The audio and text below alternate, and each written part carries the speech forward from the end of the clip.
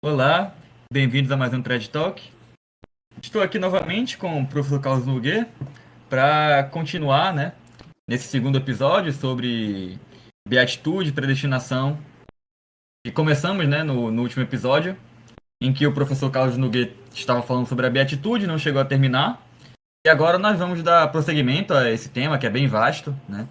E, apesar de complexo, bastante edificante para todos nós, né?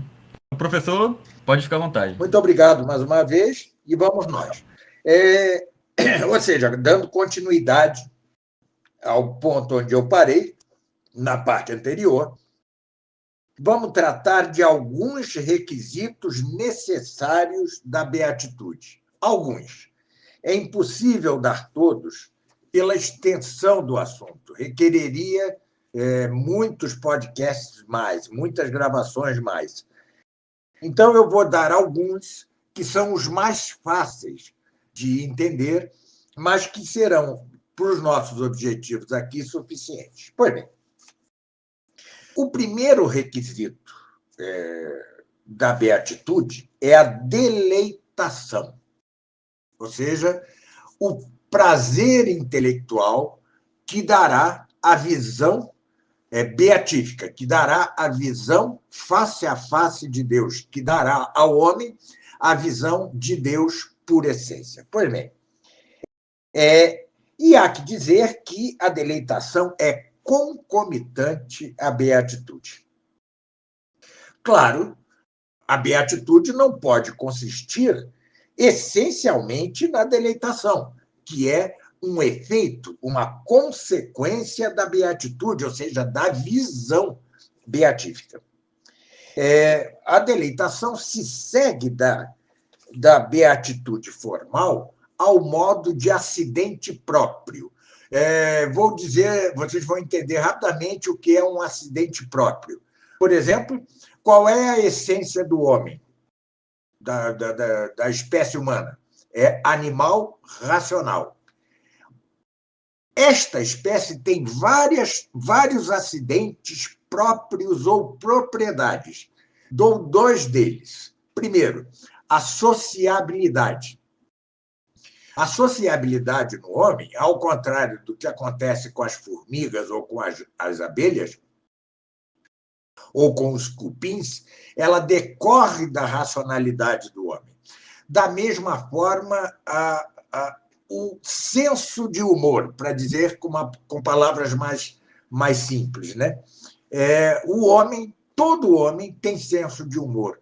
Não só todo homem, somente o homem tem senso de humor. Nenhum outro animal é capaz de ter senso de humor. Isso é o que se chama acidente próprio. Acidente próprio. Pois bem, a deleitação, o prazer, o gozo proporcionado pela visão beatífica é um acidente próprio, é uma propriedade da visão, né? Da visão beatífica. E isso é assim porque a deleitação é causada quando e em razão de que o nosso apetite, a nossa vontade, o nosso desejo descansa, repousa no bem obtido, que é Deus. Pois bem, a beatitude não é senão a obtenção ou consecução do sumo bem. Razão porque não pode dar-se beatitude sem que se siga a ela a deleitação. É um concomitante necessário da deleitação. É claro, insista-se, que a deleitação não é melhor que a visão beatífica. É a visão beatífica o que causa a deleitação, e não o inverso.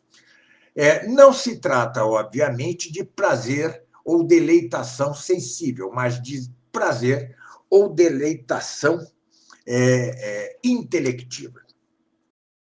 intelectual. Pois bem, outro dos requisitos necessários da beatitude é a retidão da vontade. A vontade tem de estar reta.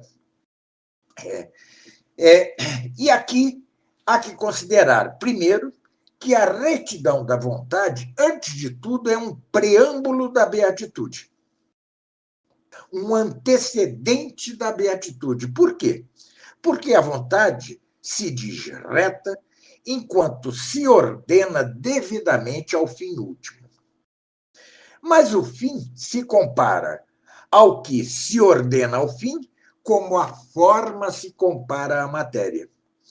Por isso, assim como a matéria não pode conseguir a forma se não está disposta, bem disposta para a forma do modo devido, assim tampouco nada consegue seu fim se não está ordenado a esse fim de modo devido.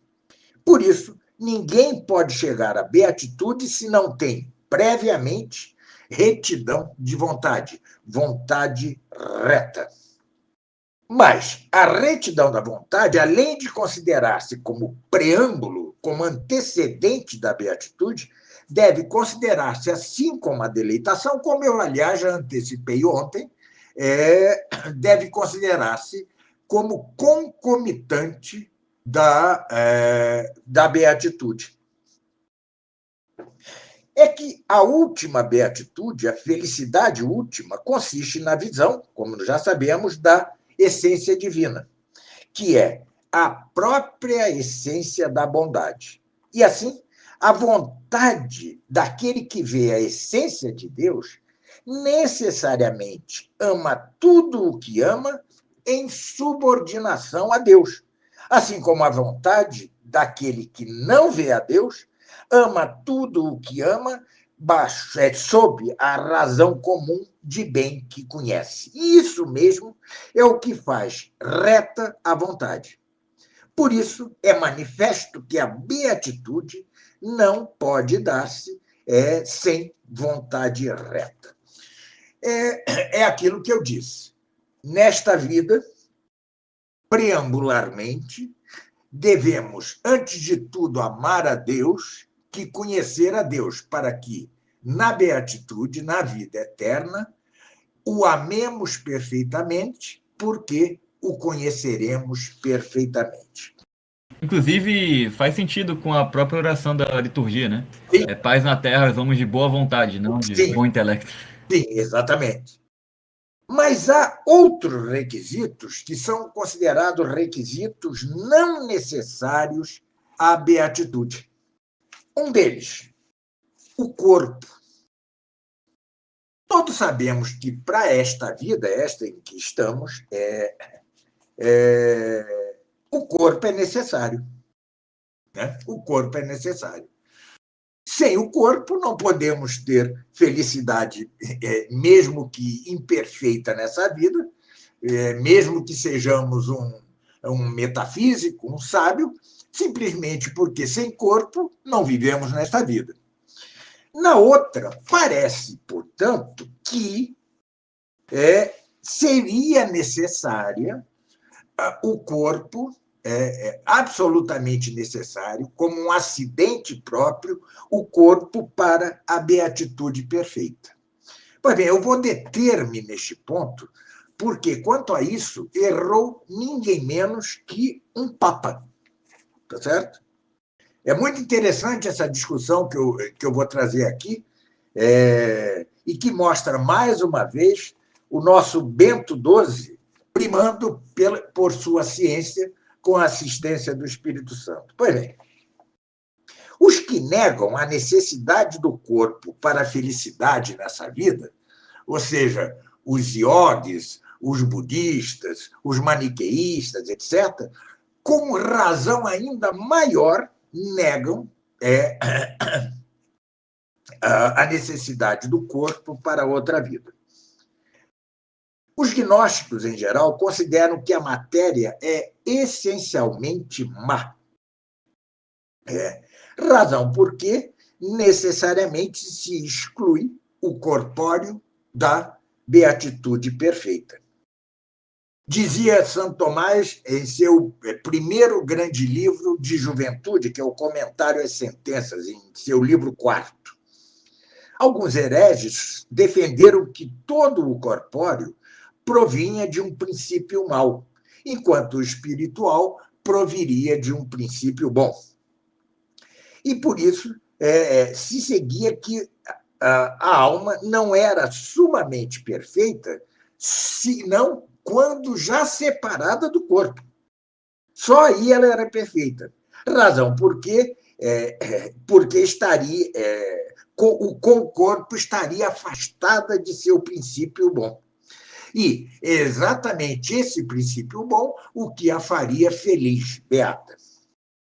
Todas as seitas heréticas que colocam o corpóreo como criado por um princípio mau ou pelo demônio, negam, portanto, a ressurreição dos corpos. Este é um extremo. Tá? Há outro extremo. E neste estão os que defendem que não pode haver beatitude propriamente dita sem o corpo. Nisto, né, convém todos aqueles que, por diferentes caminhos, exigem de tal modo o corpo para a beatitude perfeita, ou seja, o corpo para a visão beatífica de Deus por essência, que negam absolutamente à alma separada a possibilidade de beatitude. Com isso, postergam a beatitude até depois da ressurreição dos corpos. A beatitude só poderia dar-se com a reunião dos corpos, das almas a seus corpos, né? Mas isso só ocorre no final dos tempos, o que implica que hoje não haja nenhuma alma beata, não haja nenhuma alma feliz, não haja nenhuma alma em beatitude, não haja nenhuma alma que conheça a Deus por essência. Os primeiros que defenderam isso foram os milenaristas ou quiliastas, né, que tomaram, no entanto, sua doutrina dos rabinos. O milenarismo radical de Cerinto, do famoso Cerinto, é ressuscitado hoje, é tomado hoje pelos mormons. Por outro lado, alguns cristãos antigos, né, chamados árabes por Santo Agostinho, disseram que as almas morriam e se dissolviam com os corpos e que, no fim dos tempos, ambos ressuscitavam. Esta é a doutrina que é retomada por Locke, né, em seu livro Cristianismo Razoável, né, onde ele ensina que todas as almas perecem com os corpos e só ressuscitarão as dos justos, junto com seus corpos, para receber a beatitude como prêmio. Ou seja, não haverá ressurreição dos condenados, dos réprobos, dos condenados ao inferno. Também hoje, muitos teólogos modernistas e neomodernistas sustentam esta mesma coisa. São aqueles que não aceitam a distinção real entre alma e corpo e com que negam a existência, por exemplo, do purgatório.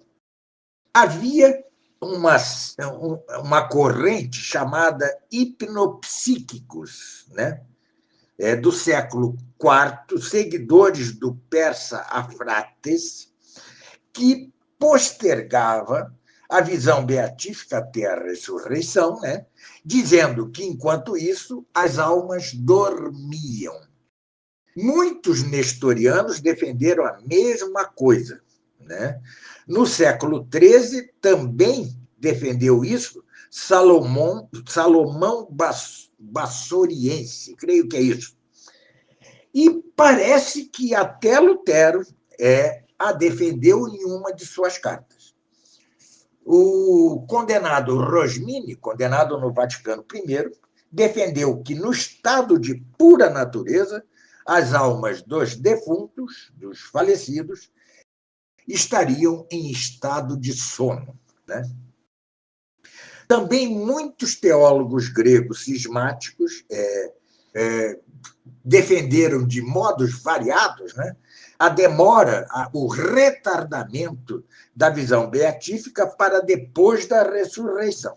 Bom, aliás, quem quiser aprofundar-se nisso, está a obra magna, junto com o De Analogia do padre Santiago Ramírez.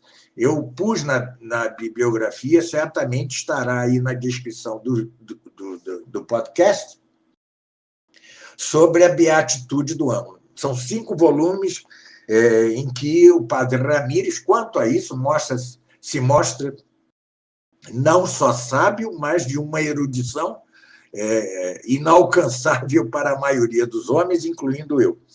Porém, na Igreja Latina, entre os padres, né, houve alguma insegurança ao tratar alguns pontos da escatologia.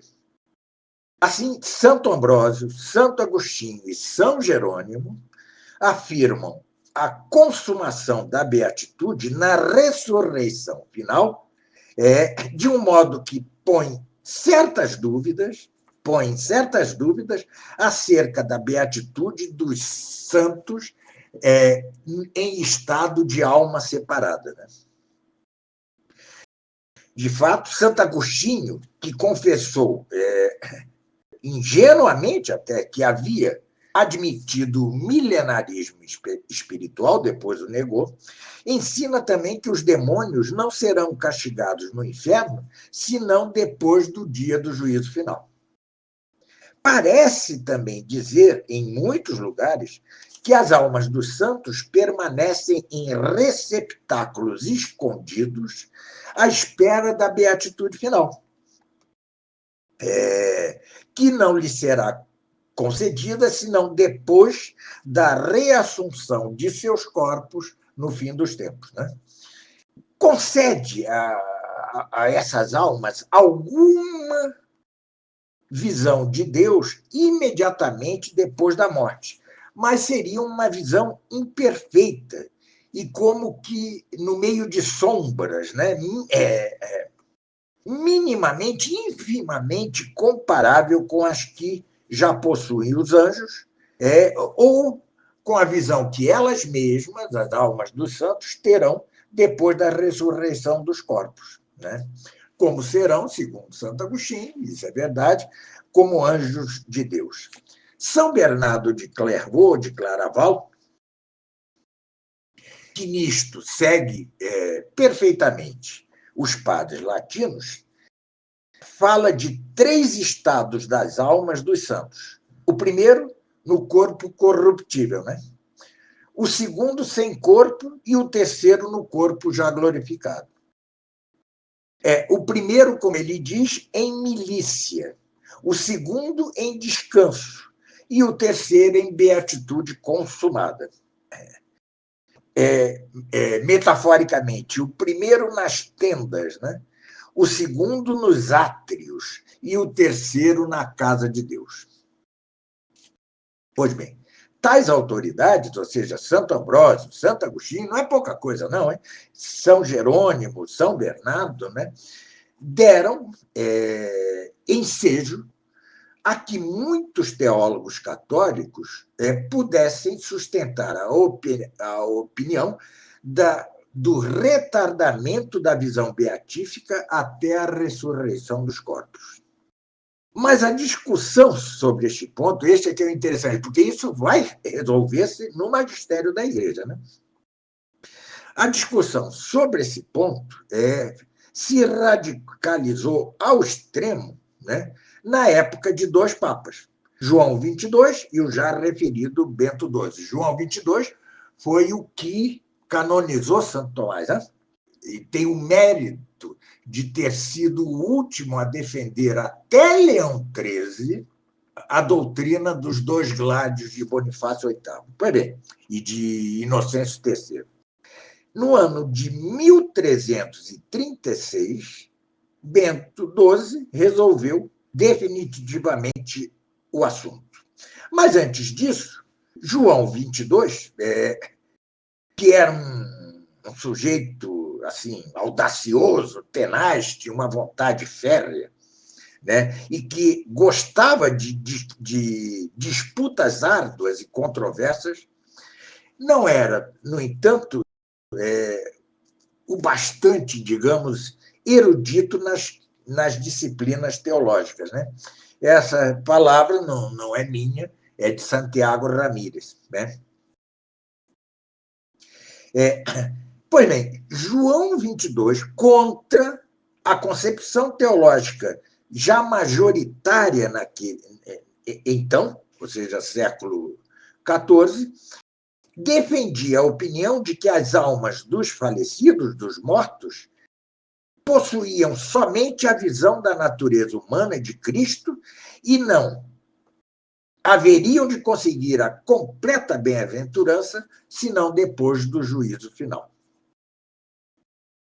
Ele defendeu esta opinião não como papa, né? Não como pastor universal, mas em 3 sermões. Tá?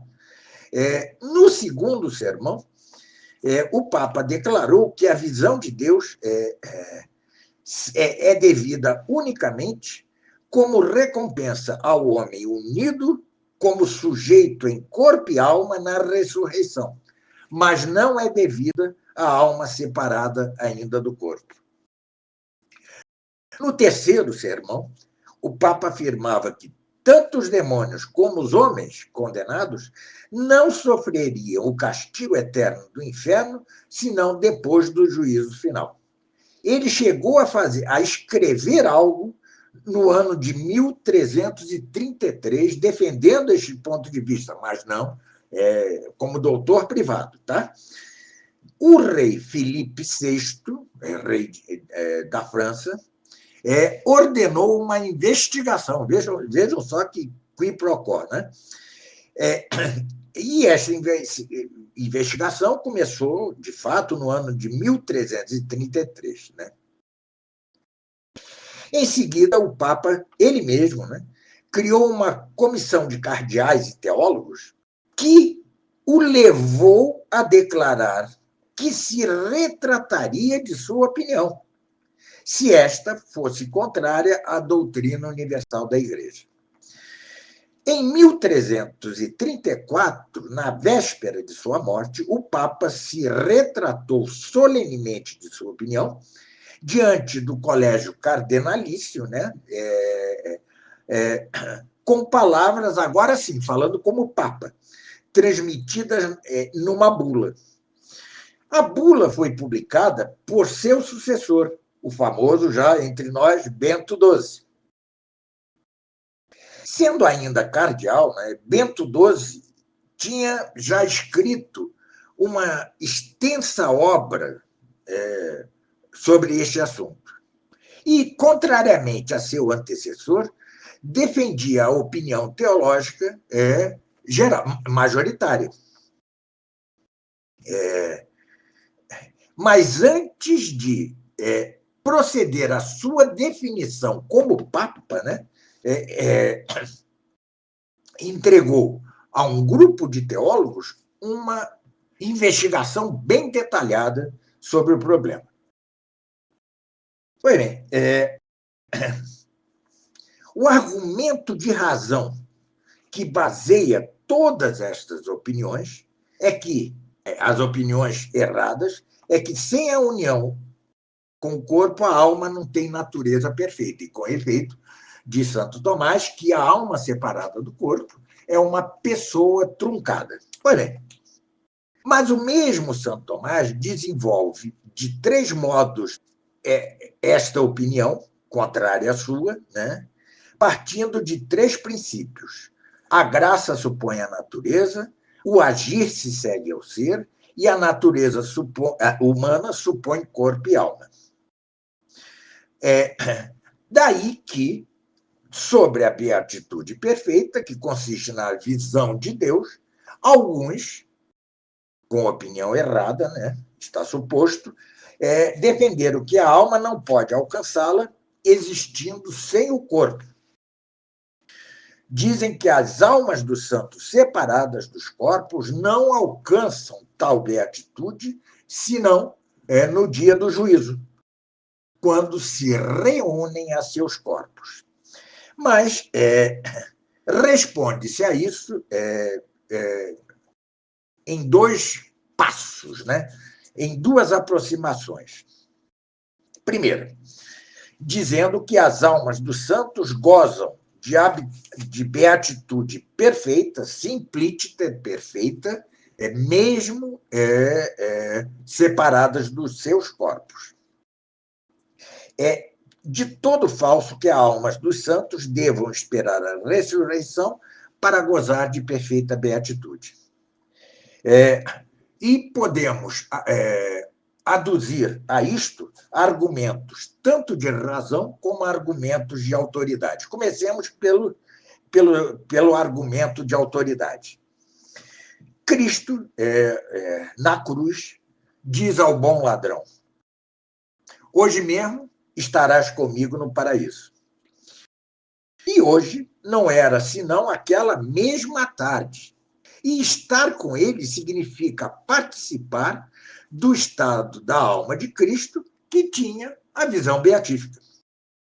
E escreve Santo Tomás pouco mais ou menos: esta palavra do Senhor não deve ser entendida do paraíso terrestre corpóreo, mas do paraíso espiritual, no qual estão todos os que gozam da glória divina. Daí que o ladrão, o bom ladrão, quanto ao lugar, desceu com Cristo ao inferno para estar com Cristo, porque Cristo lhe dissera: hoje mesmo estarás comigo no paraíso. Mas quanto ao prêmio, foi no paraíso, porque ali gozou da divindade de Cristo, assim como os demais santos. Além disso, São Paulo diz que enquanto habitamos no corpo, vivemos desterrados, né? Ou seja, longe do Senhor. Ele diz isso na segunda epístola aos Coríntios. E mostra depois qual é a razão de nosso desterro. Porque caminhamos em fé e não em visão. Per fidem e não per speciem, né?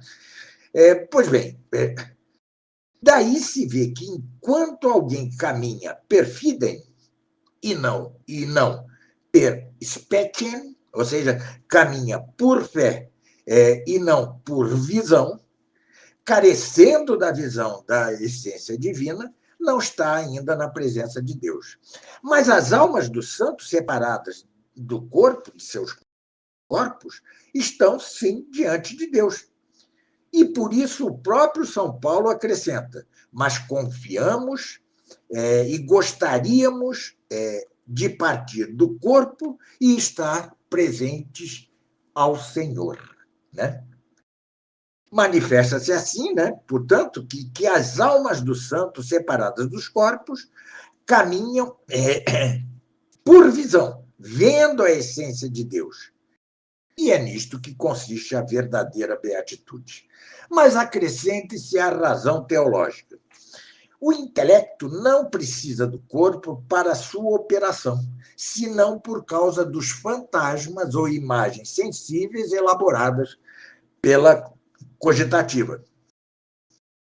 Porque é nestes fantasmas que o intelecto, nesta vida, contempla a verdade inteligível. Mas é evidente que a essência divina não pode ver-se por fantasmas, porque os fantasmas são imagens sensíveis de coisas materiais, e Deus não é material, né? É por isso, como a perfeita beatitude do homem consiste na visão da essência divina, a beatitude perfeita do homem não depende do corpo, simples assim. É impressionante como Santo Tomás resolve com grande simplicidade as questões mais árduas, né? E por isso a alma pode ser bem-aventurada sem o corpo.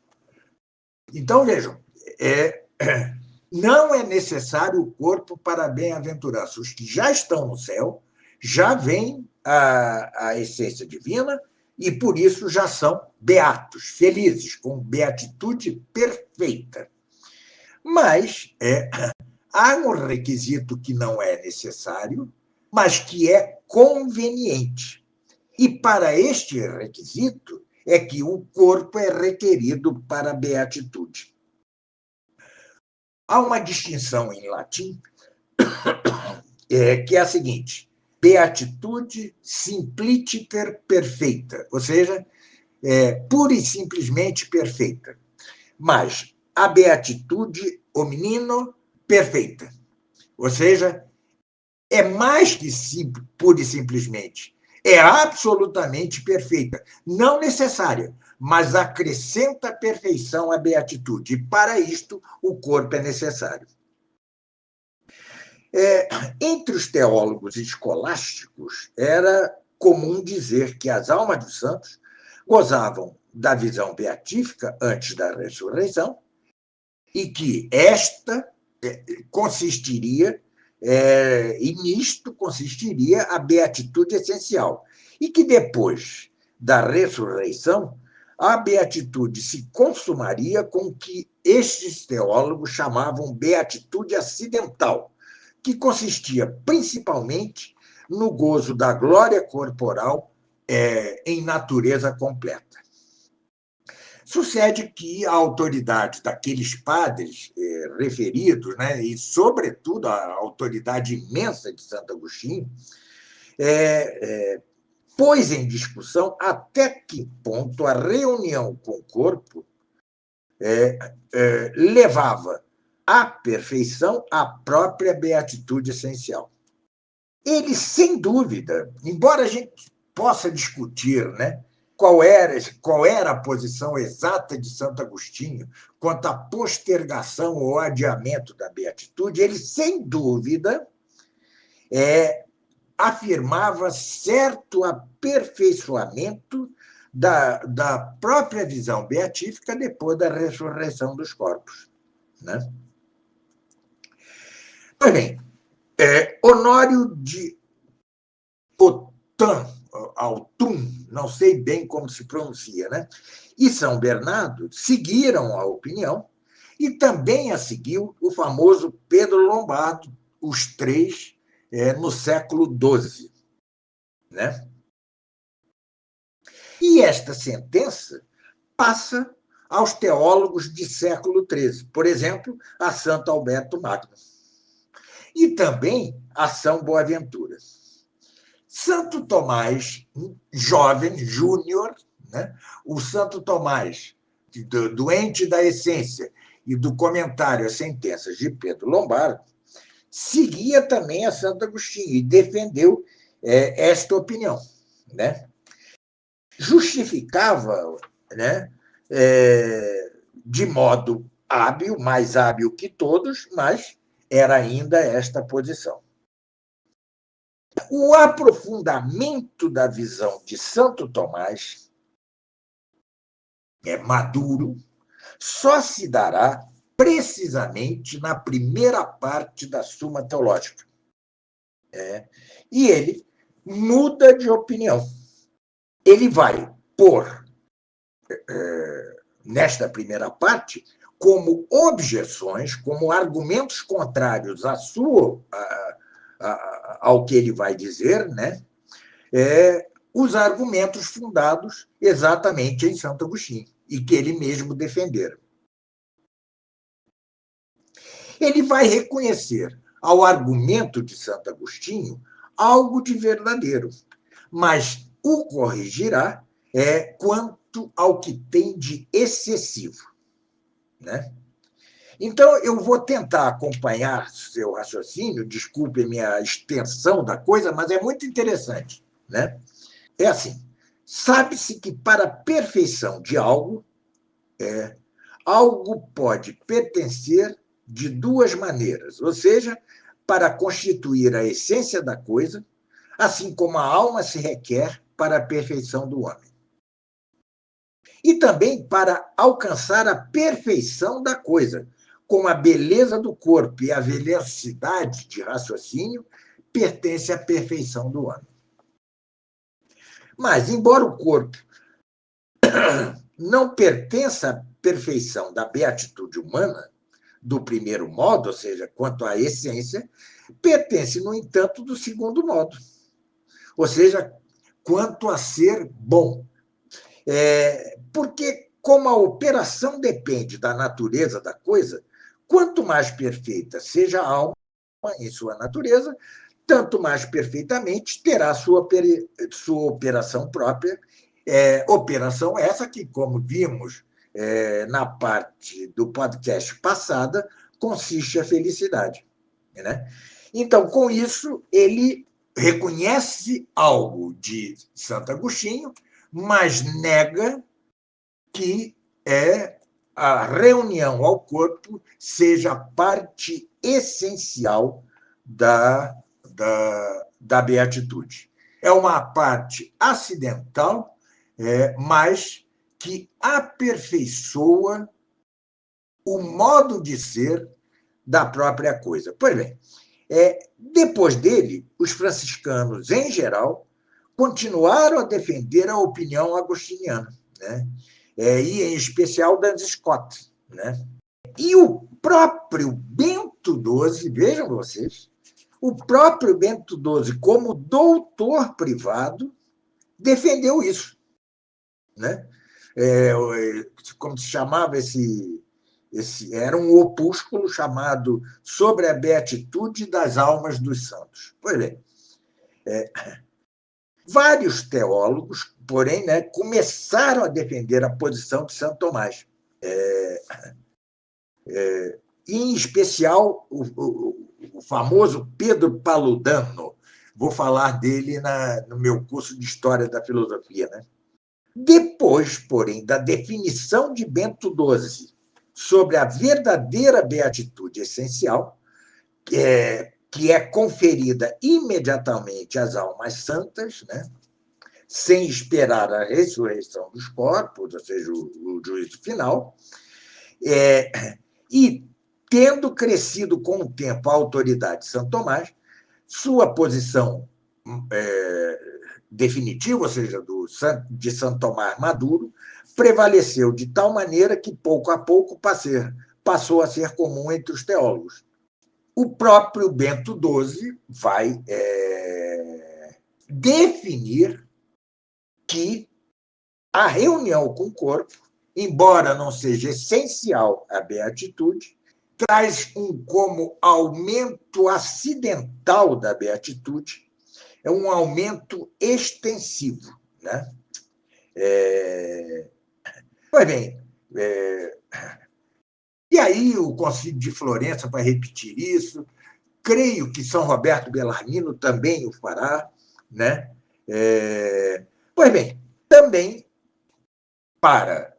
acidentalmente, para um aperfeiçoamento acidental da beatitude, concorrem várias coisas. Por exemplo, a perfectibilidade da saúde do homem. Né? Ou seja, o homem reunido a seu corpo, em beatitude, não, terá um corpo impassível. Né? Impassível. Além do mais, é verdade que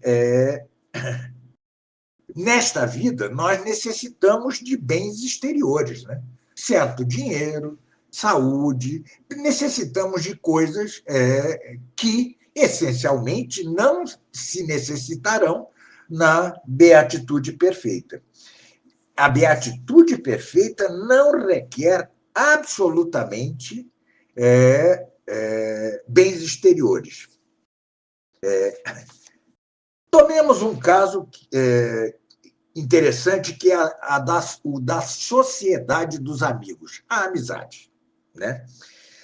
Para a felicidade imperfeita desta vida, né, que é aquela que eu já disse, né, a saber, imperfeitíssima, né, o conhecimento de Deus pela metafísica ou sabedoria natural, e imperfeita, o conhecimento de Deus pela fé, se necessitam amigos.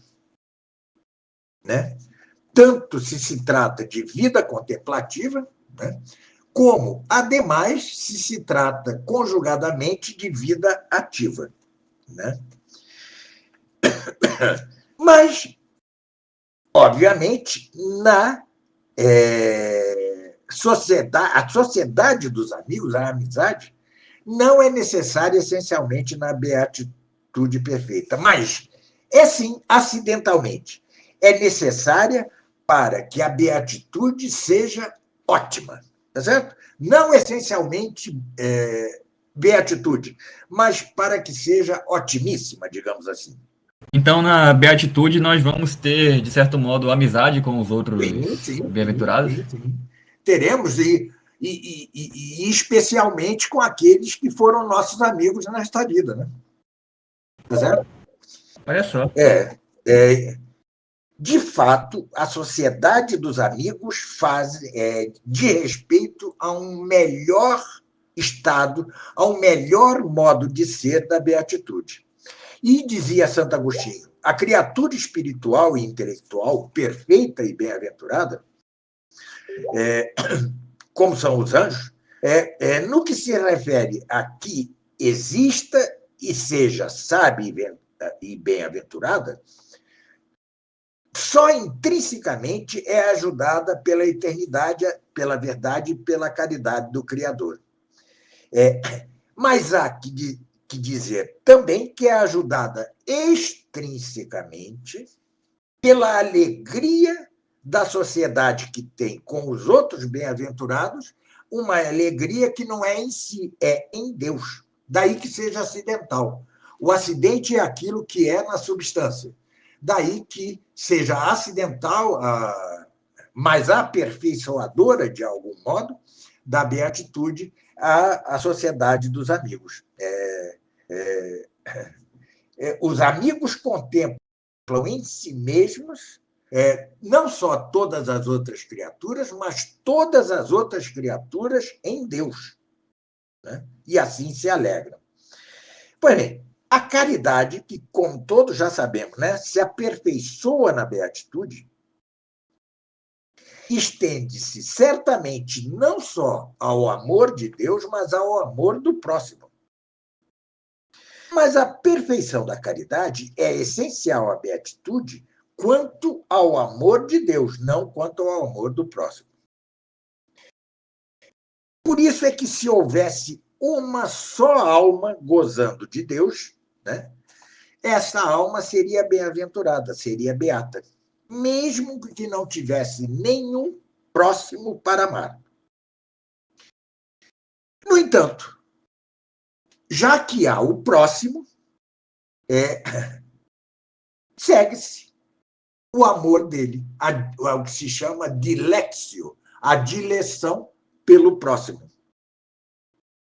Razão porque, como diz Santo Tomás, magnificamente, a amizade tem-se como que concomitantemente a beatitude perfeita.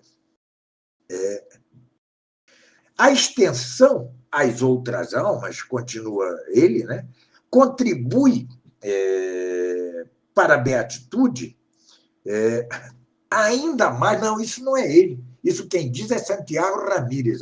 Estava confundindo aqui. A extensão às outras almas contribui para a beatitude mais ainda que o próprio corpo, porque a ordem da caridade, que se mede segundo a participação da beatitude, cai primeiro sobre o próximo que sobre o próprio corpo. Né? O que se vê no Tratado da Caridade de São Tomás de Aquino, na Suma. Porque as almas dos amigos participam da essência da beatitude, enquanto o próprio corpo, o nosso próprio corpo, participa só do acidente por certa redundância. Redundância é certa, como é que se diz, transbordamento. Por essa beatitude sobrenatural, as almas santas são mais unas e estão mais unidas que a própria alma e o próprio corpo. E por isso se requer a amizade como que concomitantemente, quase concomitanter, isso diz Santo Tomás, né? Ao passo que o corpo e a boa disposição, a saúde do corpo, se requerem antes, antecedentemente, consequentemente. Pois bem, tem-se assim a beatitude integral. A beatitude integral é quanto ao que tem de essencial e quanto ao que tem de acidental, mas seja concomitante, antecedente ou consequente, mas, de certo modo, aperfeiçoadoras do modo de ser da beatitude. Mas uma coisa muito interessante, que é um dos meus assuntos prediletos e que trato com muita detença, cuidado, cautela, em meu comentário ao Apocalipse, se deve à pergunta: o que será a Jerusalém Celeste? Ou seja, o que será o mundo, não das almas que já estão em beatitude, mas das almas reunidas a seu corpo após o juízo final. E isso é de fato de grande importância, porque esclarece uma série de coisas que nós não podemos, no entanto, encontrar em Santo Tomás. Por quê? Porque Santo Tomás era caudatário de uma cosmologia aristotélica, ele e todos, né? Caduquíssima. Hoje caducou completamente. Completamente. Para essa cosmologia, os corpos celestes eram incorruptíveis. Né? Eram algo intermediário entre o mundo sublunar, ou seja, o nosso mundo, e o mundo espiritual. Era algo intermediário. Isso caducou absolutamente desde, ao menos, Galileu Galilei.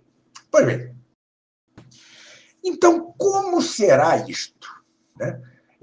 São Tomás diz,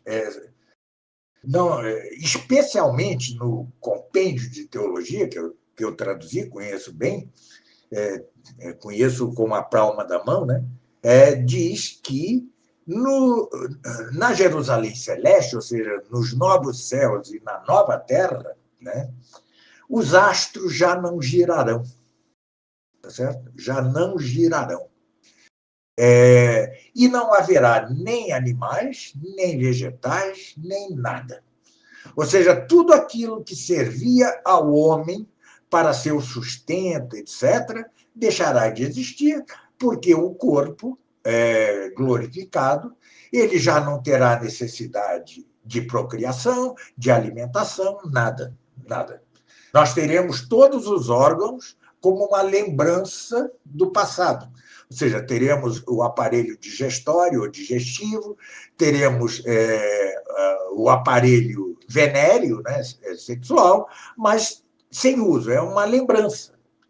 É uma lembrança, assim como os mártires, aliás, terão as marcas de seu martírio no corpo. Assim como também a humanidade de Nosso Senhor, né? Vai ter as chagas. Exatamente, exatamente. Lembrem-se que São Tomé quis tocar a chaga, né? Ele tinha a chaga, né? Já no corpo glorioso. Então, não podendo recorrer demasiado a São Tomás agora, né, temos de dar passos próprios. Eu me fundo, sobretudo, no Padre Calderon, mas também, por exemplo, em Santo Anselmo. Né?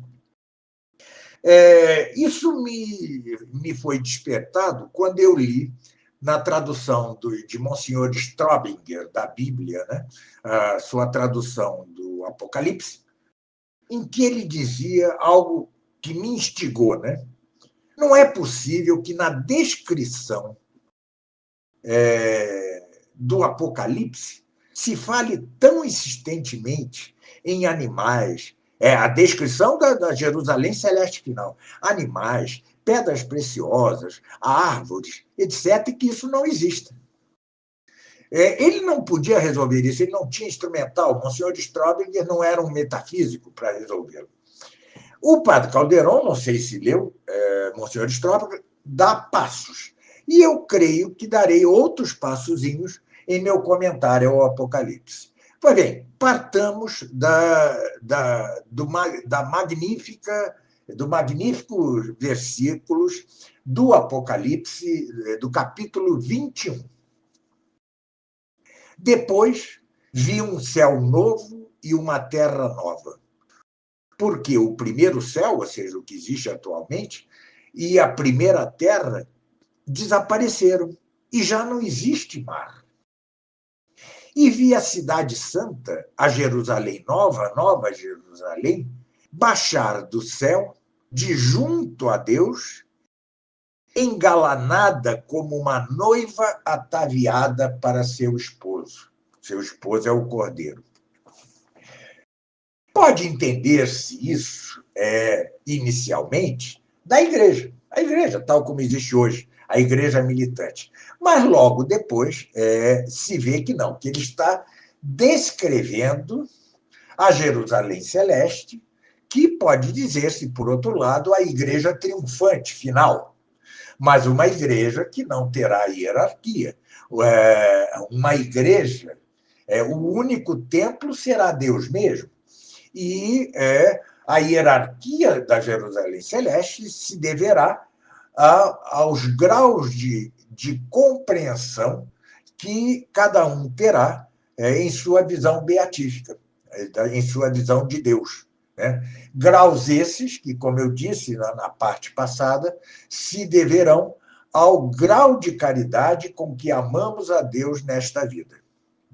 Pois bem, quando Cristo Rei voltar e terminar de destruir os impérios terrenos, e esta é a lição do Apocalipse, trará consigo, né, a glória de seu templo. E seu templo é Deus.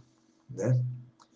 A igreja militante na imagem do padre Calderon, uma altíssima torre gótica, né, edificada não por mão humana, e cuja construção descia desde sua pedra angular, fundada no céu, para permitir que por ela subisse as almas. Era uma espécie de... A igreja militante é uma espécie de escada de Jacó fortificada. Mas a Nova Jerusalém, a Jerusalém Celeste final, que desce belíssima do céu, para preencher tudo, como uma imensa montanha, né? É o universo inteiro transformado pela glória de Deus. Nas palavras do padre Caldeirão, belíssimas, purificado como ouro pelo fogo do amor. Cidade que é santa, e em que morará Deus e seu povo. Bem, Santo Tomás, repito, né, aceitava a cosmologia antiga, como todos aceitavam, e as esferas celestes nos astros eram incorruptíveis. E, por isso, os corpos celestes, as esferas celestes, seriam transformadas, segundo Santo Tomás, e como que acesas, inflamadas na glória divina. Mas não seriam dissolvidas. Ao passo que todas as coisas do mundo sublunar, ou seja, da Terra, que são sujeitas à corrupção, de todas elas só permaneceria o homem. Só o corpo humano, para Santo Tomás, dotado de alma imortal, permaneceria.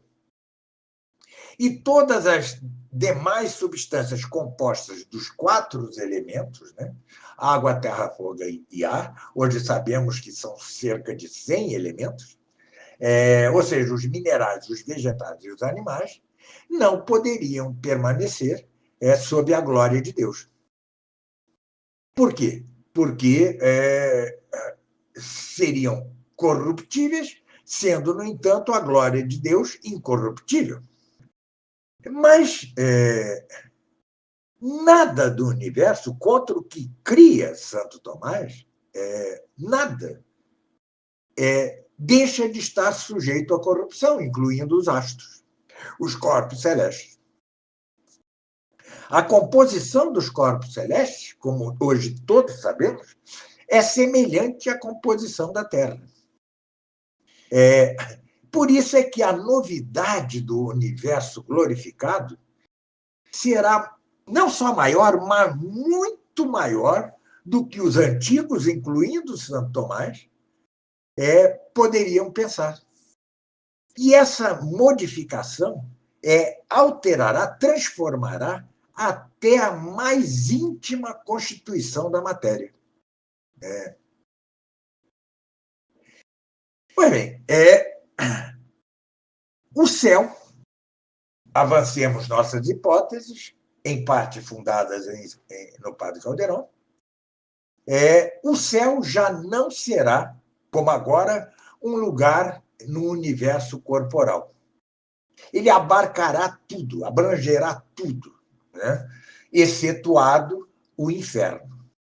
As dimensões do universo glorificado serão ainda maiores que as do universo atual, que já é imenso. O universo atual não é infinito, porque contra o que dizem os físicos modernos, né? Porque a infinitude em ato, né? Ele pode ser em potência. O que quer dizer isso? Ele expandindo, se expandindo, se expandindo. Mas aquilo que se expande não é propriamente infinito em ato. Infinito em ato só Deus. Então, como eu falo, digo muito no Tratado da Cosmologia da minha escola tomista, né? O universo é imenso, imensurável. Nunca o seremos capazes de medir. Aliás, uma hipótese fantástica, né? Altamente tentadora do próprio Padre Caldeirão. Se aceita, como eu aceito como mais provável, a doutrina do Big Bang, né, que Deus criou o universo primeiro com o chamado ovo primitivo, né? Bom, tudo isso eu explico no lugar devido. É ali que está hoje Cristo. Ele está no ponto em que o universo começou. Então, estaria Cristo no lugar exato onde ocorreu o Big Bang, no caso, no espaço. É uma hipótese, naturalmente, né? Bem interessante. Mas é muito interessante essa hipótese, e altamente tentadora, né? Porque onde estará Cristo? Cristo, como corpo, né? Tendo corpo glorificado, tá? Ou seja, ele é, de certo modo, matéria também, né?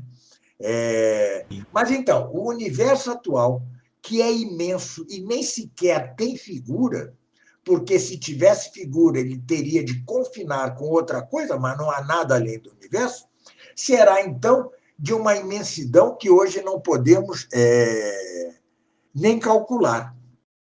Os cientistas atuais podem perguntar-se, né, por que, afinal, Deus teria feito um universo tão imenso e tão diversificado se a única criatura inteligente que o poderia contemplar se encontra encerrada numa espécie de montinho de pó estelar, né?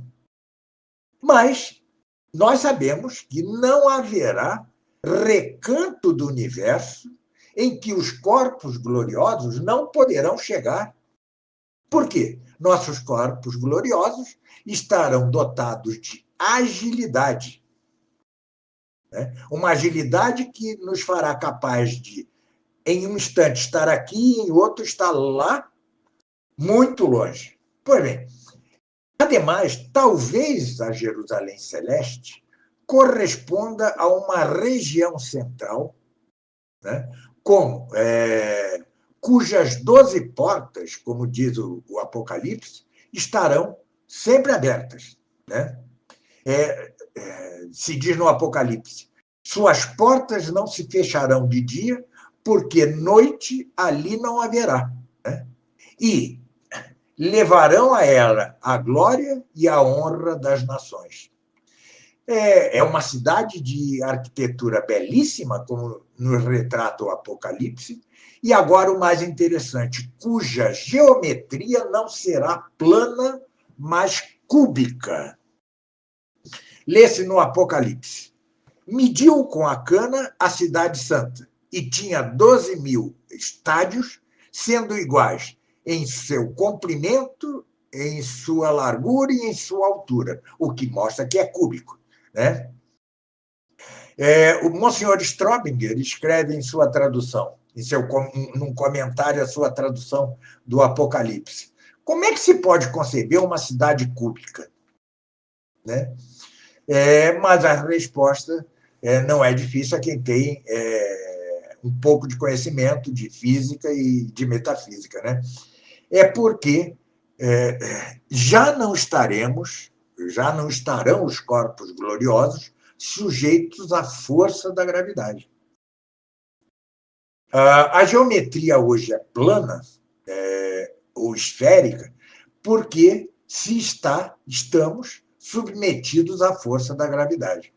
E, com efeito, no próprio na primeira epístola aos Tessalonicenses de São Paulo, os mortos em Cristo ressuscitarão primeiro. Depois nós, os vivos, os que ficamos junto com eles, seremos arrebatados nas nuvens ao encontro do Senhor nos ares, e assim estaremos sempre com o Senhor. Pois bem, a cidade celeste, a Jerusalém celeste, não será como as cidades modernas, né? As cidades feitas de metal, de cristal, etc. São João descreve no Apocalipse, né, algo que poderia confirmar essa impressão, que seria uma cidade como as atuais. Né? Porque na descrição de São João, no Apocalipse, por toda a parte da Jerusalém celeste, há pedras preciosas. Né? Disse lá pouco mais ou menos: seu muro é de jaspe, e a cidade de ouro puro, semelhante ao vidro puro. E todas as partes do muro da cidade eram de pedras preciosas.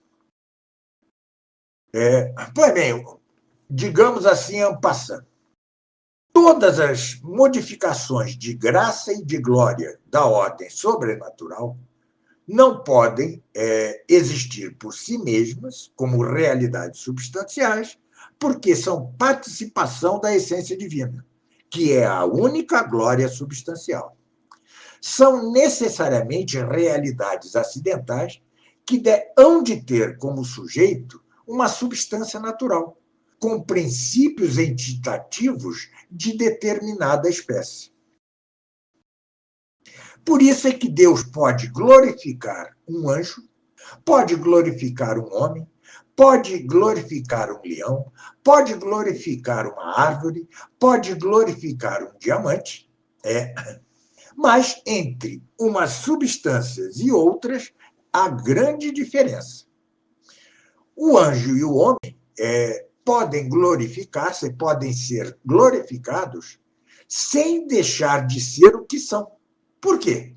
Porque são espirituais e podem receber a graça santificante e a luz da glória sem que seus movimentos espirituais percam sua natureza, a natureza que lhes é própria. O leão, a árvore, o diamante também podem ser modificados acidentalmente pela glória de Deus, como o nosso corpo. Nosso corpo será modificado acidentalmente pela glória de Deus. E nosso corpo é da mesma condição essencial do leão, da árvore e do diamante. Então, também na Jerusalém Celeste haverá o leão, haverá a árvore, haverá o diamante, mas eles já não serão o que são hoje. Porque deixarão de ser movidos por seus princípios próprios, ou pela alma do animal, ou pela alma do vegetal, ou por forças naturais, no caso do diamante, para ser movidos como instrumentos não indiretamente, mas como são hoje, né? Mas diretamente por Deus. Com que objetivo? Para operar efeitos sobrenaturais sobre os eleitos e sobre a própria humanidade de Jesus Cristo. Por isso é que Santo Anselmo, aliás, insistia em que as ruas da cidade celeste seriam ladeadas de flores. Podemos especular, então, que na Jerusalém Celeste, né, na Beatitude, nós teremos assim um acesso muito mais profundo, muito infinitamente superior a essas descobertas da cosmologia, né? Nebulosas, grandes estrelas, todas essas Não, coisas. tudo Imagino será que modificado. tudo. Tudo será modificado. Tudo. Os animais já não serão animais como a gente conhece. As árvores já não serão árvores como a gente conhece. Os minerais já não serão minerais como a gente conhece. Assim como nosso corpo não será nosso corpo como a gente conhece. Vejam, Guilherme, Adão e Eva, pelas graças e os dons preternaturais, tinham um controle sobre as partes, sobre as potências concupiscível e irascível da alma. Por isso não estavam propriamente sujeitas a paixões. Mas não tinham controle, sua alma não tinha controle sobre a molécula, sobre os átomos, sobre nada, ou seja, não tinha. Por isso, aliás, é que, para manter a imortalidade, Adão e Eva deviam comer renovadamente, de tempo em tempo, da árvore da vida, que era o que ajudava a mantê-los livres da decadência corpórea. Pois bem, hoje em dia, a graça não nos permite nenhum controle total sobre as paixões, né? São as sequelas do pecado original. Mas a luz da glória permitirá que a alma dos eleitos, que a alma dos bem-aventurados, tenha controle sobre a mais ínfima das partículas materiais do corpo. Por isso é que ele terá o dom da luminosidade, por isso é que ele terá o dom da impassibilidade, sem a árvore da vida, e por isso é que ele terá o dom da agilidade. Pois bem, então é de esperar que no cosmos recriado haverá uma profusão impressionante de espécies criadas que parecerá como que esgotar a imaginação do Criador, porque bem sabemos que o Criador poderia ter feito muito mais espécies de minerais, de vegetais, de animais, do que existem hoje. Né? Por quê? Porque ele é infinito. Então, haverá tal profusão, não infinita, mas que parecerá esgotar a infinitude da imaginação de Deus. Né? E com essas espécies criadas, né, estará adornada não só a Terra, que é um pontinho no universo, mas a imensidão dos espaços. Perguntemos, né? Se na Terra Deus já pôs tamanha variedade de minerais, de animais, de vegetais, né, que são como uma imago Dei, uma imagem de Deus, que não será depois da criação de novos céus e novas terras. Realmente é algo que escapa à nossa imaginação totalmente.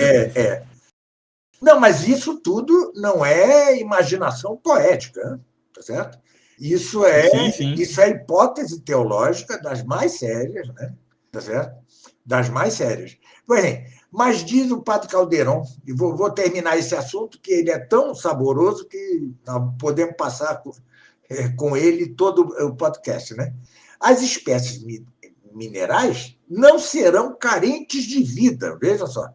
Nem as espécies vegetais e animais terão vida vegetal e animal. Tudo terá uma vida superior, assim como o nosso corpo terá uma vida superior. Por quê? Porque tudo estará animado diretamente, imediatamente e não mediatamente pela glória de Deus. E, insista-se, se agora já podemos ver a criação como uma espécie de roupagem de Deus, a criação na Jerusalém Celeste será como o rosto de Deus, né?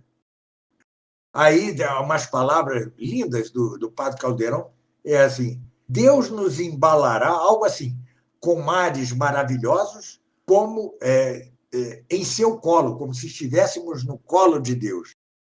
Nos acariciará com ares refulgentes, com frondosíssimos bosques, que serão suas mãos protetoras. E as aves paradisíacas cantarão as mensagens de Deus. Belíssimo, não?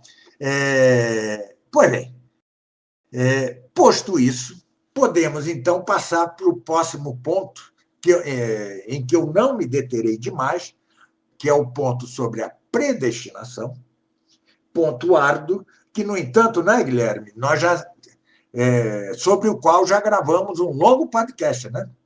Sim, longuíssimo, inclusive. Então, quem tiver interessado em aprofundar o assunto, pode recorrer a este podcast aqui deste mesmo canal, tá? Longuíssimo. Aqui eu vou fazer um resumo quanto ao que nos interessa, mas que é importante. É um assunto difícil, delicado, mas que não se pode esquivar. Não se pode esquivar. Quantos católicos não dizem por aí que predestinação é uma invenção dos luteranos, né? Quantos católicos não o dizem? É impressionante como é estendida a opinião de que não há predestinação.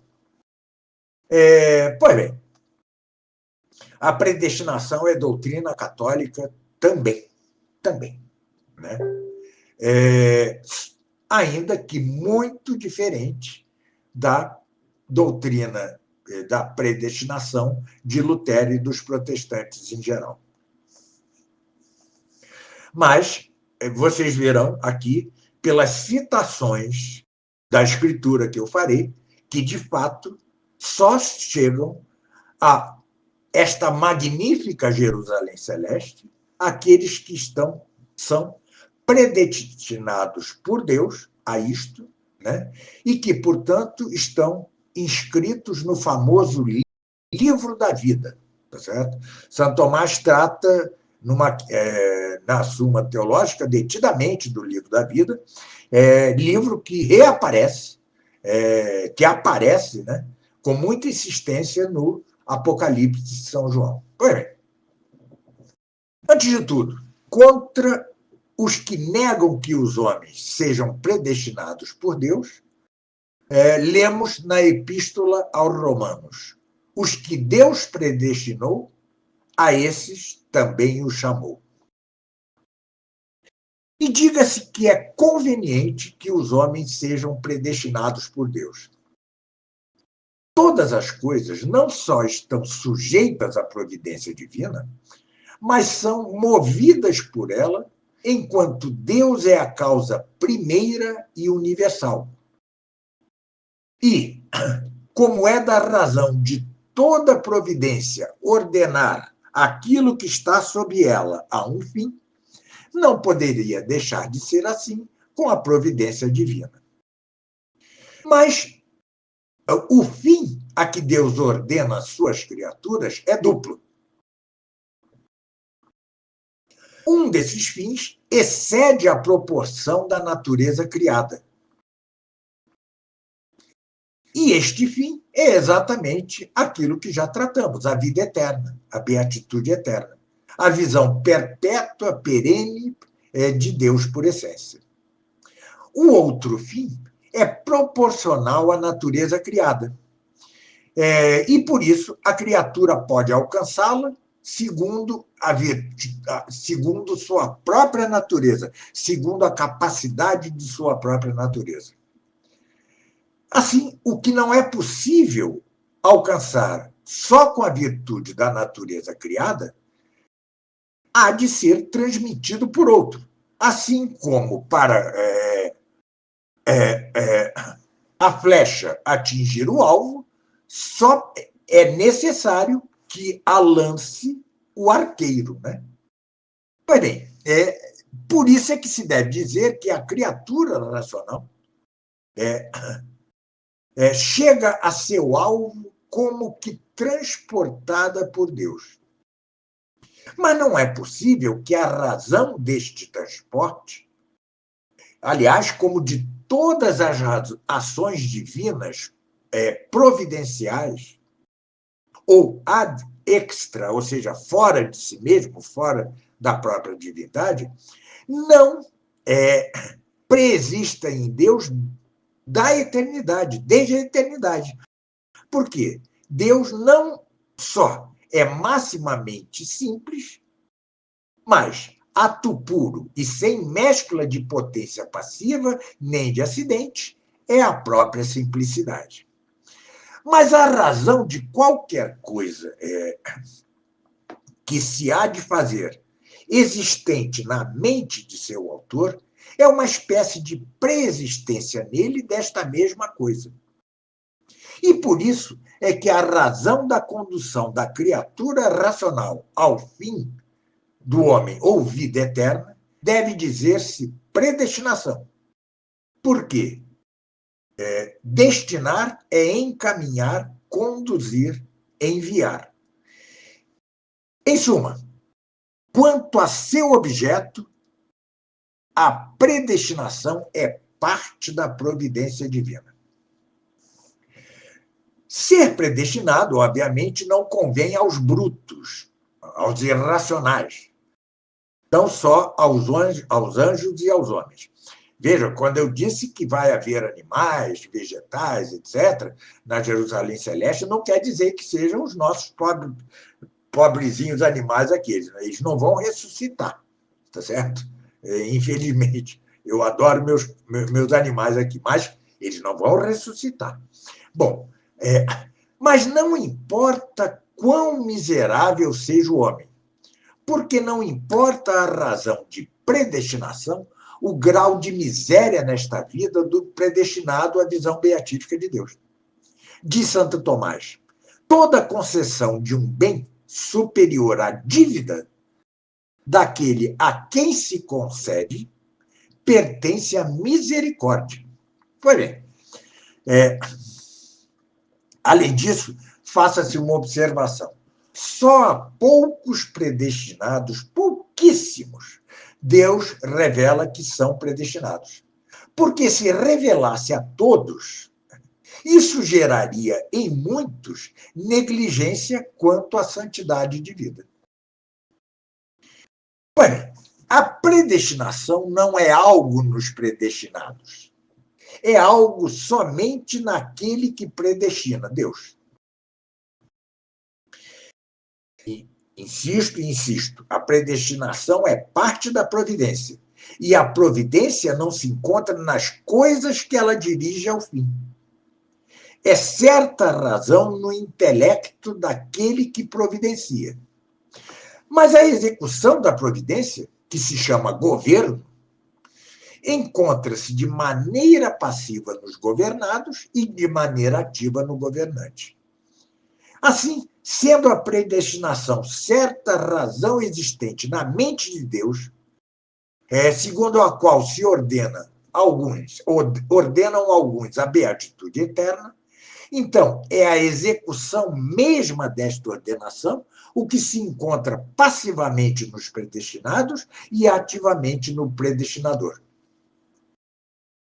A execução da predestinação é, por um lado, a vocação e, por outro, a magnificação, como se lê na Epístola aos Romanos.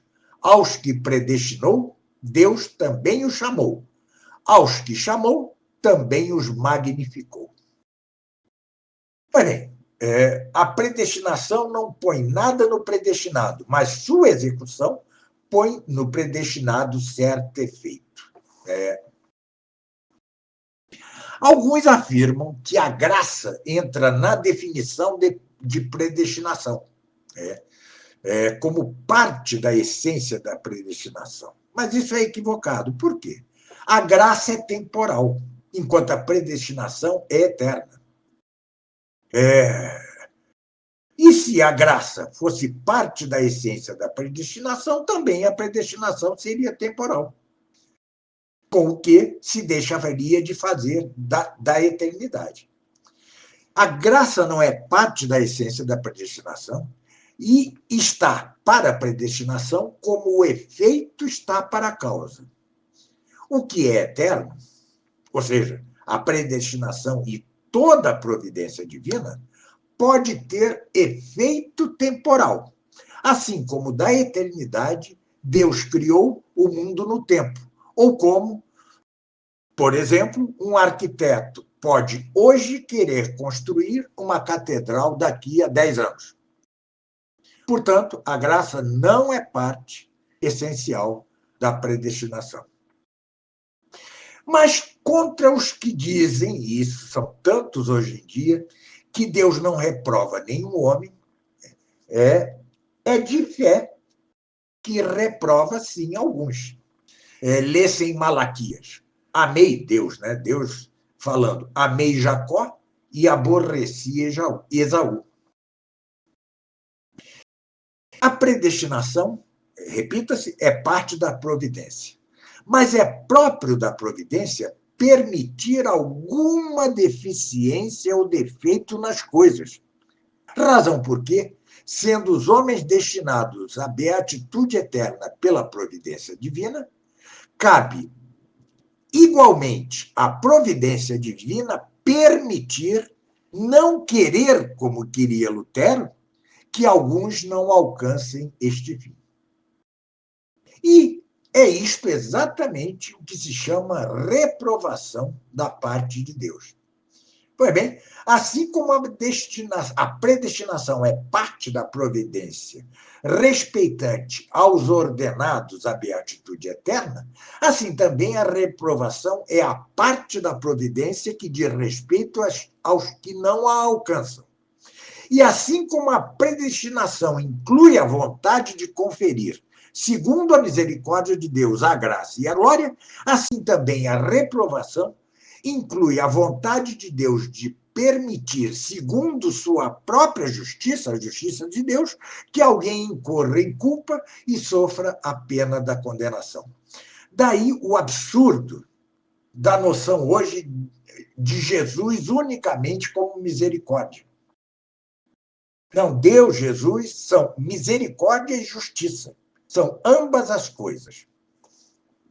Mas atenção, pelo aspecto da causalidade, ou seja, quanto à causa, que é Deus, desculpe, me errei. Quanto à causa, a reprovação não se compara com a predestinação.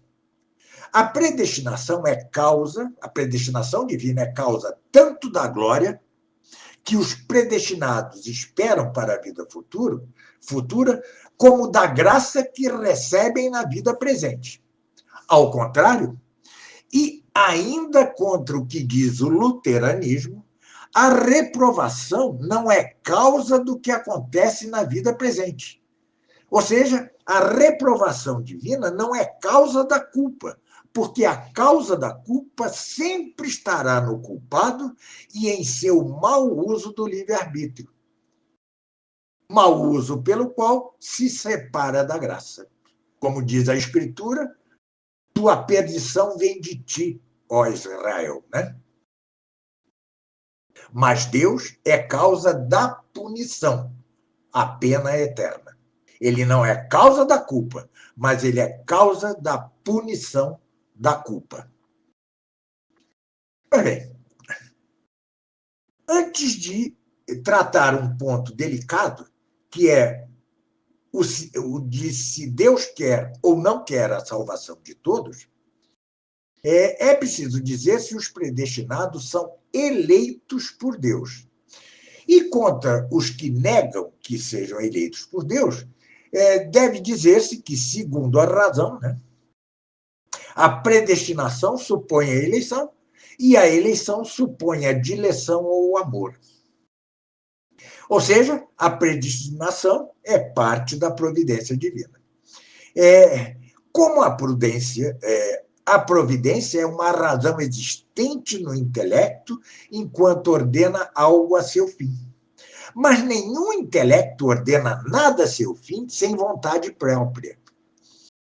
Portanto, sempre segundo a razão, a predestinação de alguns à beatitude eterna supõe que Deus queira sua salvação. Mas não pode querer sua salvação sem eleição e sem amor ou dileção. Não se pode querer sem dileção enquanto Deus quer para os eleitos, para os predestinados, o bem da salvação. Porque amar é querer o bem para o outro. E não se pode querer sem eleição, justamente enquanto Deus quer este bem só para alguns. Mas a eleição e a dileção ou amor se ordenam diferentemente em Deus e em nós. Atenção para este ponto, sem o que não se entende. Em nós, a vontade não torna bom o que a vontade ama. Nós somos movidos a amar algo porque esse algo é bom. Em Deus, no entanto, acontece o contrário. Sua vontade pela qual quer o bem para alguém, amando-o, é a causa de que este e não o outro tenha tal fim ou tal bem. Por isso é que, segundo a razão, em Deus a dileção ou amor precede a eleição e a eleição precede a predestinação. Em nós, não. Primeiro vem a dileção ou amor, depois a eleição e, por fim, a destinação. Uma observação: se se considera, em geral, a comunicação da bondade divina, Deus comunica a sua própria bondade a tudo e a todos sem eleição, no preciso sentido de que nada pode existir sem que participe de algum modo da bondade divina. Se, no entanto, se considera a comunicação de tal ou tal bem, Deus não o comunica sem eleição, porque a alguns dá bens que não dá a outros, como já dizia São Paulo. E é assim que, para o dom da graça e para o dom da glória, sim, há eleição. Deus quer a salvação de todos os homens com vontade antecedente. Não o quer, no entanto, com vontade consequente, ou seja, no exercício de sua justiça, o que é querer de modo puro e simples, absoluto, simplício. Uma analogia para que se entenda isto. Um juiz quer que todo homem viva, e esta é uma vontade antecedente. Mas quer punir este criminoso com a morte para defender a sociedade dele. Então, com vontade consequente, não quer que este homem viva. Com vontade antecedente, o juiz quer que todos os homens vivam, mas com vontade consequente, não quer que este homem viva para, exercendo sua justiça, impedir que afete a sociedade. Do mesmo modo, ou melhor, de modo análogo, Deus. Ele quer, de modo antecedente, a salvação de todos os homens, mas com vontade consequente, ele quer a punição de alguns no exercício de sua justiça. Quantos que dizem, além disso, que a presciência, o saber antecipadamente os méritos, é a causa da predestinação, né? Ou seja, Deus saberia que tal ou qual homem, da eternidade, saberia que tal ou qual homem terá méritos, saberá usar bem sua graça e, portanto, os predestina em razão desse mérito previsto, é o erro do molinismo, tá? Mostre-se o que diz São Paulo a Tito, antes de tudo, né? Deus nos salva não por causa de nenhuma obra de justiça que tenhamos praticado, mas segundo sua misericórdia. Vejam, isso é São Paulo, senhores. São Paulo a Tito. Ele nos salva não por causa de nenhuma obra de justiça que tenhamos praticado, mas segundo sua misericórdia.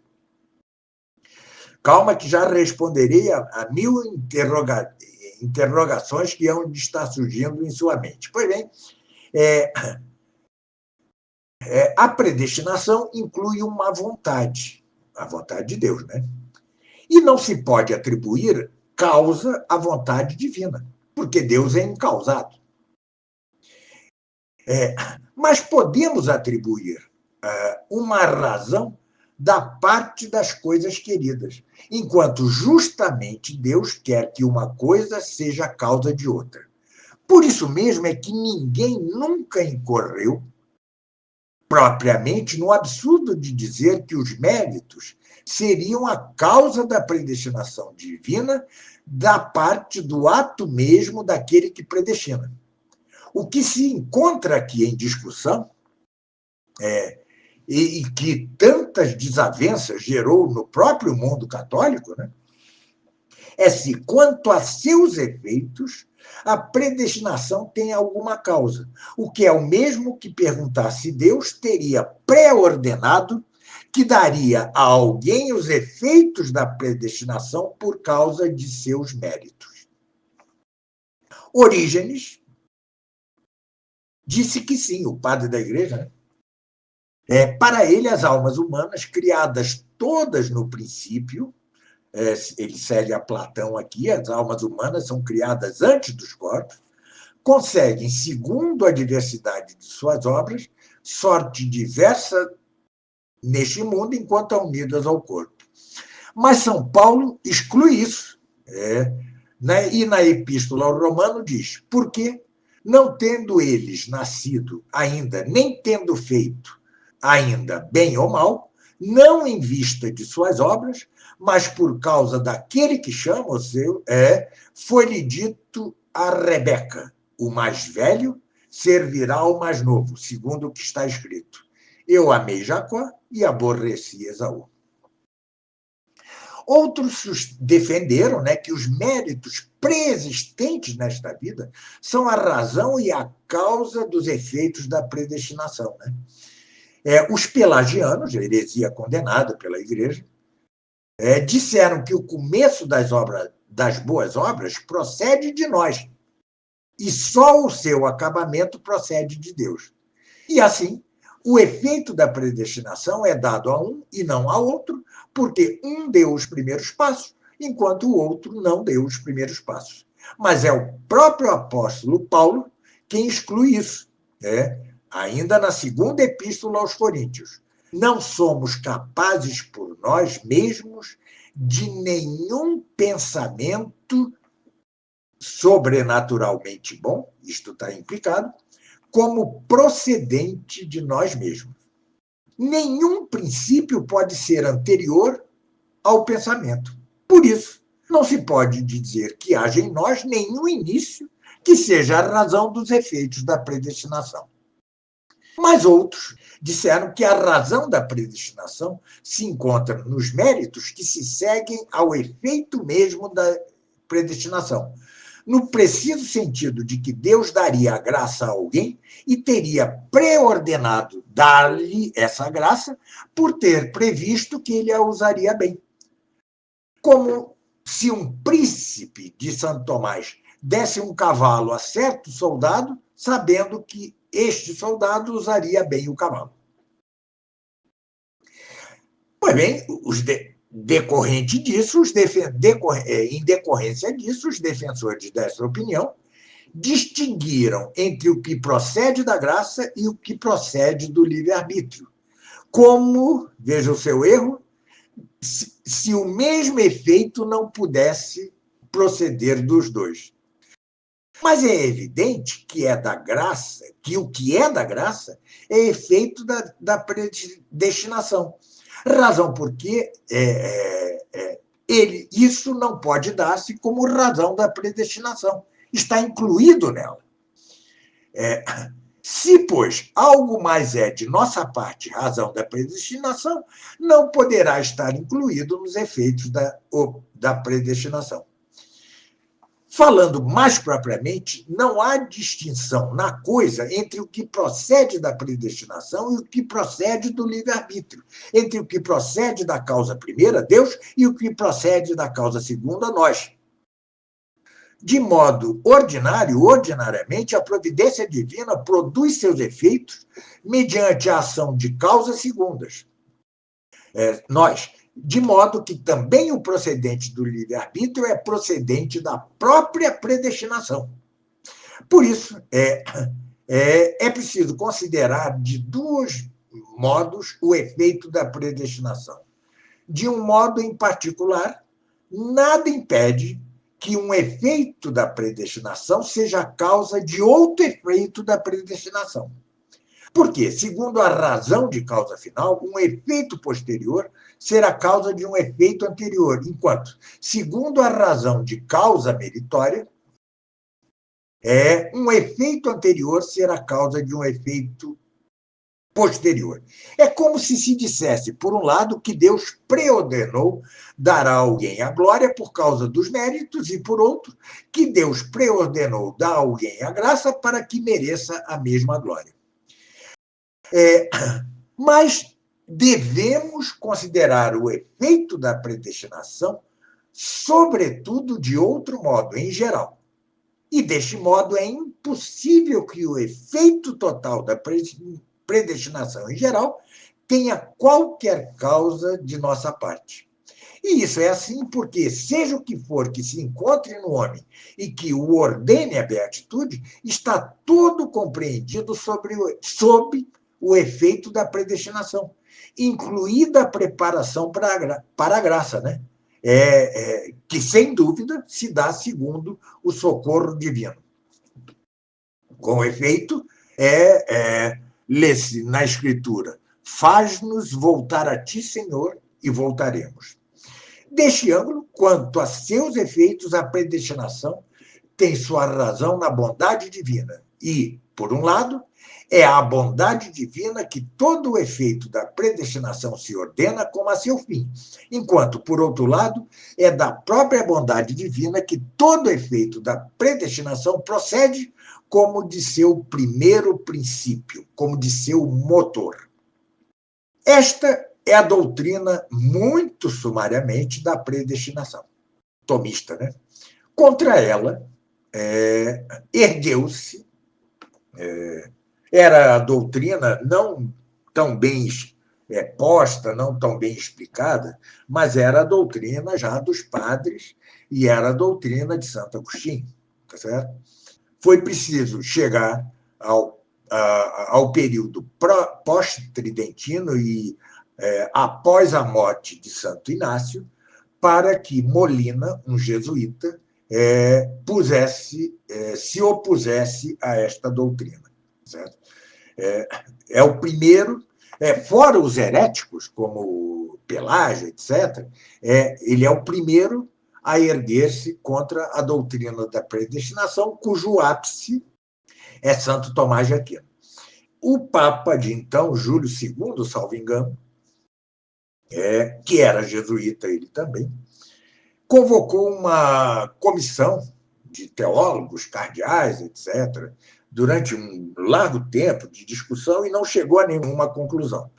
Razão porque autorizou que as duas doutrinas, a de Santo Tomás e a de Molina, sejam consideradas doutrinas da predestinação católicas, conquanto tivesse permitido que se opusessem. Ou seja, ele não vedou, ele não interditou a discussão, só proibiu que um lado não chamasse o outro de herético, né? Porque, com efeito, os tomistas ou dominicanos chamavam, então, aos molinistas ou jesuítas pelagianos ou semi-pelagianos, ao passo que os jesuítas chamavam aos tomistas e dominicanos luteranos. Mas eu reafirmo que a doutrina molinista é grave adversária da verdadeira doutrina da predestinação, que é a atomista, e que é a de todos os doutores antes dele, antes de Santo Tomás, né? Depois de Molina é que a coisa se confundiu grandemente, né? E que ela tangencia, pelo menos, ela tangencia o semi-pelagianismo, sim. Não vou entrar aqui na descrição dessa doutrina, já o fiz no referido e longo podcast sobre a predestinação. Mas então, terão razão os nossos jesuítas quanto a que a doutrina de Santo Tomás seja luterana? Será possível isto? Será possível que os papas não tenham visto que a posição de Santo Tomás não era luterana? Razão por quê? Nunca ninguém condenou esta posição de Santo Tomás, de Santo Agostinho, dos padres, etc.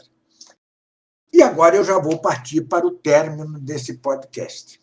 Diz São Pedro em uma sua epístola, né? Façam boas obras para cumprir a predestinação. Mas como assim?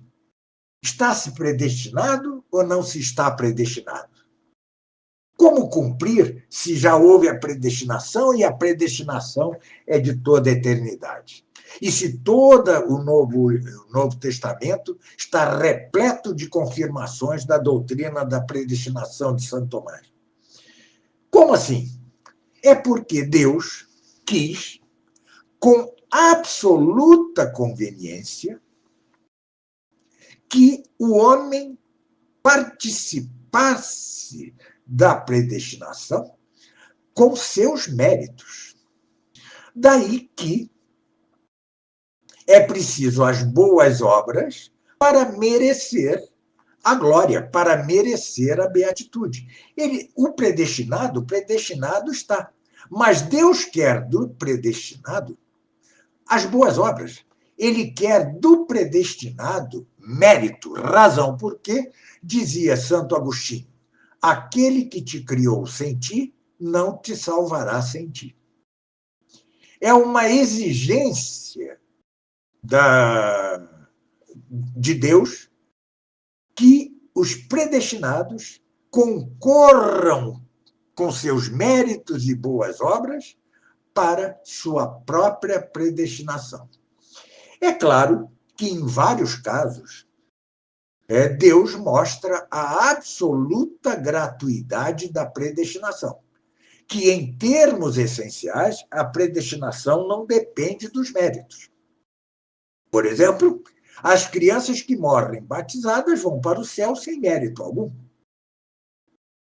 Há casos extremíssimos, como o do bom ladrão, que teve uma vida toda sem méritos e boas obras, e apenas uma boa obra final que ele fez na cruz, né, ao reconhecer a divindade de Cristo, lhe foi suficiente para sua salvação. Aliás, em razão deste episódio do bom ladrão, Dimas, né, é que a teologia diz que aquele condenado à morte que, no minuto final de sua vida, faz a única obra ótima de sua vida, o único mérito que ele teve, que é a contrição perfeita de seus pecados, nem sequer passará pelo purgatório. Por quê? A punição da perda de vida, da sua vida, já é purgatório mais que suficiente. Né? E vê-se isso em Dimas, no Bom Ladrão.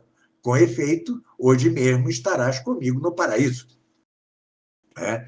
Ao caso daquele assassino e anarquista Panini, né? Por quem Santa Teresinha, por cuja conversão sempre rezou Santa Teresinha, e que, na hora da decapitação, antes de ser decapitado, pediu um crucifixo e beijou. Pode ser que ele tenha tido contrição perfeita e tenha ido direto para o céu sem passar pelo purgatório. Na Idade Média, havia ordens de religiosas, sobretudo, de freiras, que acompanhavam os condenados até o patíbulo, né, para fazê-los ter condição perfeita. Tentar fazê-los ter condição perfeita, porque assim salvariam uma alma sem necessidade de purgatório. Então, estes episódios, ou, por exemplo, aquele homem que é tão aleijado, tão desfigurado, que não pode pecar, ou alguém com síndrome de Down, e todas essas pessoas já estão salvas se estiverem batizadas por mera gratuidade, não tiveram mérito nenhum. São Tomás se pergunta se uma pessoa gravemente aleijada, né, escapa aos desígnios de Deus, e responde ele mesmo: não, isto provavelmente é parte da bondade de Deus, porque assim ele não poderá pecar. Então, esses casos extraordinários, né, ou então aqueles casos de pertencentes a outras religiões, que na hora da morte, né, tem a graça santificante ao unir-se à alma da igreja, que é o Espírito Santo, esses casos extraordinários não fazem senão confirmar a gratuidade da predestinação. Mas para a maioria dos predestinados, da maioria dos predestinados, Deus quer sua árdua contribuição. Quem te criou sem ti não te salvará sem ti. E vai exigir dele que cresça segundo a graça e, ao crescer na vida espiritual e no mérito, mereça ele mesmo mais graça. Esta é a vida normal do predestinado. Isso não quer dizer que todos os que parecem crescer na graça e ter mérito se salvem. Nós não sabemos quem se salva, nós não sabemos quem se perde, a não ser casos extremos. Por exemplo, sabemos que Judas se condenou ao inferno, né? Isso está claro. Mas são poucos mais aqueles que podemos ter, quanto aos quais podemos ter certeza teológica de sua condenação. Quanto ao de salvação, certeza absoluta só a dos santos devidamente canonizados pela Igreja, ou beatificados. Mas há sinais. E é com isto que eu vou terminar este podcast. Por exemplo, minha primeira esposa, né, era voz corrente entre... Ela morreu num hospital católico de freiras e tal, e era acompanhada por um padre tradicional, etc. E todos diziam: já foi para o céu, foi para o céu. Ou seja, morreu com certo odor de santidade. Não vou entrar em detalhes. Por outro lado, alguns morrem com odor de reprovação, né? E o principal odor de reprovação é dizer, como Lutero, que as boas obras não são necessárias, porque Deus quer as boas obras e o mérito da parte daqueles que ele predestina. É isso, Guilherme. Muito obrigado, espero ter sido claro em toda essa exposição. Eu agradeço, professor, muito claro, até surpreendente, claro. Essa predestinação, acredito que ainda há, né? Caso o ouvinte queira se aprofundar mais ainda, né? Como o senhor já disse, o outro podcast que é bem longo, mas, sobretudo, o já apresentado foi excelente, foi bem sucinto, apesar disso, foi bem claro também, né? Quem quiser ainda aprofundar mais além do podcast, há meu livro, né? Permita-me um pouquinho de propaganda, do Papo Herético, em que está um opúsculo também de 80, 90 páginas, não recordo exatamente, chamado Se Deve Rezar pela Salvação do Mundo. Ali eu me espraio sobre 60, 70 páginas com respeito à predestinação. Mas muito obrigado. Desculpem-me os ouvintes, a extensão do podcast, mas vocês vão de compreender que não é fácil por tanto assunto e de tal complexidade, alguns de beleza suma, né? Como é o caso da Jerusalém Celeste, né?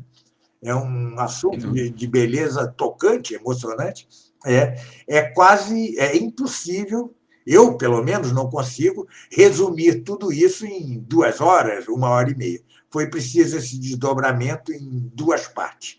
Muito obrigado, Guilherme, mais uma vez. Deus lhe pague. Deus lhe pague a todos os do canal por me permitir mais esta participação e fiquem com Deus todos os ouvintes. Até uma próxima. Amém. O senhor também. Muito obrigado. Salve Maria. Salve Maria.